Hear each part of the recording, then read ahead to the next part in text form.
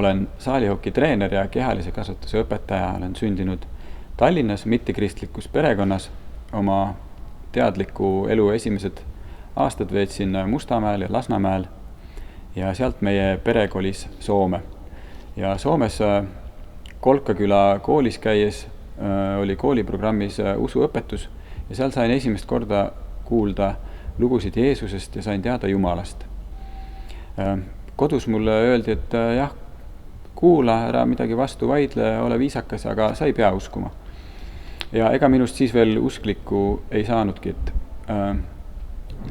Kui kolisin tagasi kodumaale ülikooli õppima kehakultuuri teaduskonda ja sealt edasi, kui hakkasin tegema treeneritööd, siis minu ellu tuli selline sügavam vaimne dimensioon, et hakkasin mõtlema rohkem vaimsete asjade peale, töötades palju erinevate inimestega.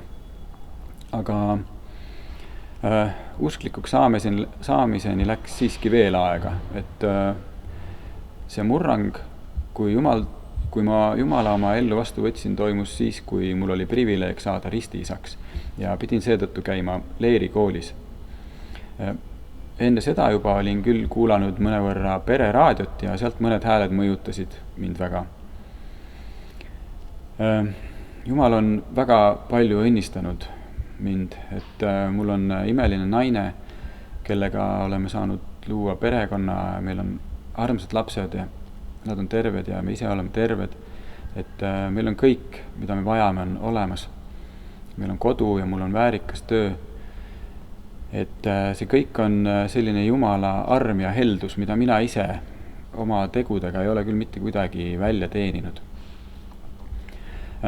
Küll aga Jumalaga käimine igapäevaselt, et see nõuab ka siiski inimeselt sellist pühendumist.